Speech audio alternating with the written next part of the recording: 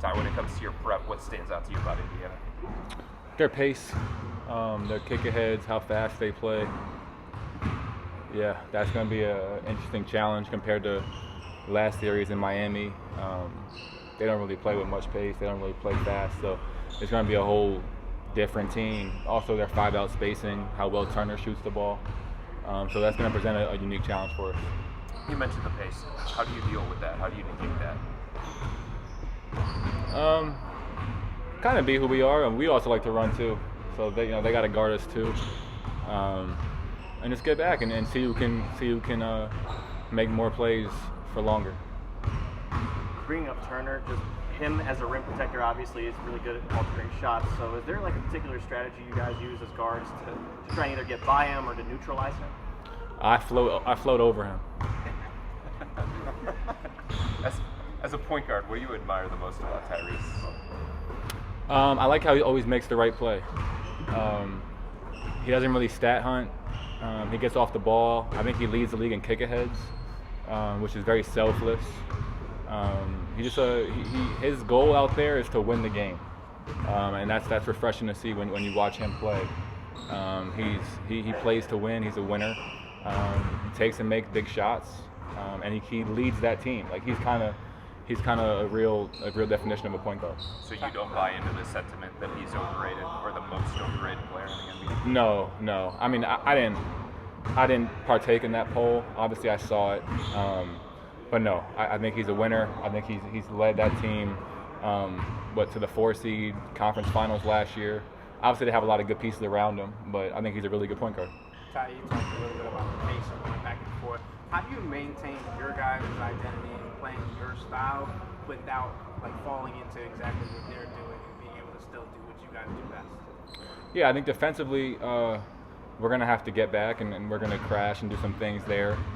But at the end of the day, we're going to dictate the series.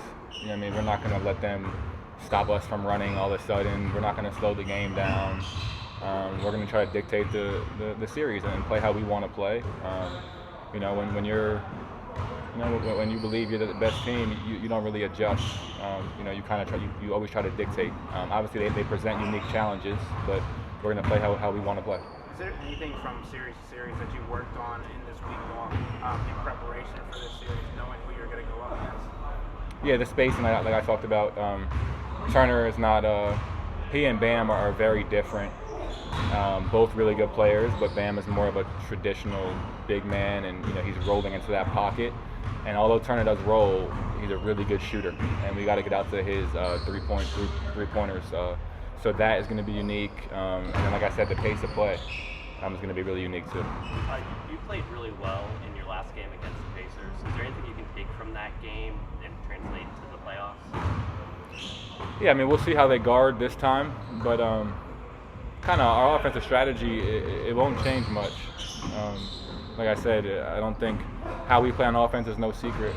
We want to play fast. We want to, get our guards in space and with matchups that we like, and I think we'll try to do the same thing. Kenny mentioned working through a plan in case Darius Garland's not able to go. With that in mind, how important is the depth that you guys have praised within your team in a time of year like this when you guys could be put in any kind of scenario? Yeah, obviously Darius is our leader. He's a great player. He's an all-star. Our depth is important if he plays.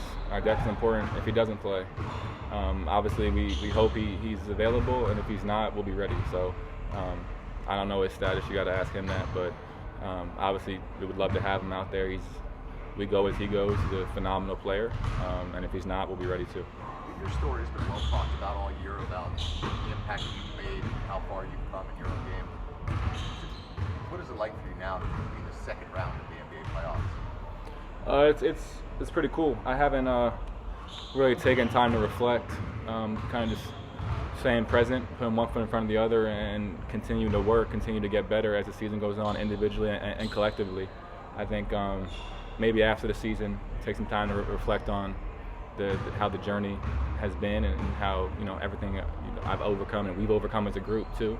But right now, I think just focused on Game 1 tomorrow. Have some of the guys who have been to this stage in the playoffs told you about what to expect, things that are different, the pressure, the time, just the way things go in the game?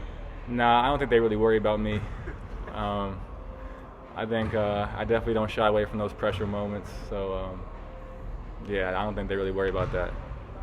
With Evan taking and making as many threes as he has, guys are guarding him different now, and he's driving off those closeouts. A lot less travel than when he started to first do that. So, have you noticed anything with his footwork as far as driving off of those closeouts and getting to the rim? I mean, to give somewhat of a longer answer than your question asked, I think it starts with I think he should have been like the most improved player. Like I think he's been that good for us, and he's changed.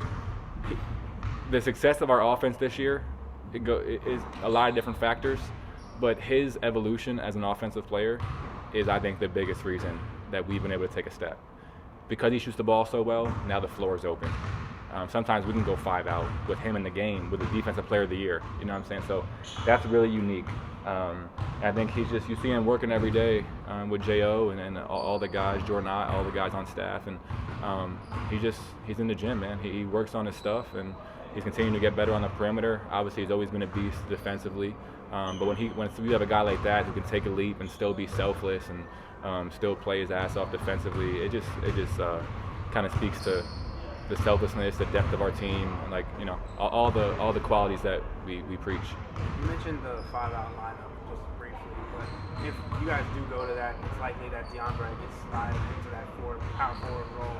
Have you been able to have those conversations with helping build his confidence up, empowering him, and also just telling him how important his role is, especially in this series against the 5-out lineup? I think he's similar to me in that way. Like, you don't really have to give that guy confidence. He knows who he is. He's been a really good player in this league for a long time. He's been a really good player, a really good basketball player for a long time. The only thing I try to help him with is if, there's a play or something, or adjustment, a scheme adjustment that he's new to, trying to figure all that. I'm in his ear there, or making sure he gets the ball. Like, those are the things that I worry about with him. Nothing else really. I mean, his confidence is he's not going anywhere. He's going to stay in attack mode, and he's going to keep guarding, keep being himself. He's obviously one of our most important pieces. You mentioned your teammates not having to worry about you. Why are you so unfazed when it comes to, I guess, everything?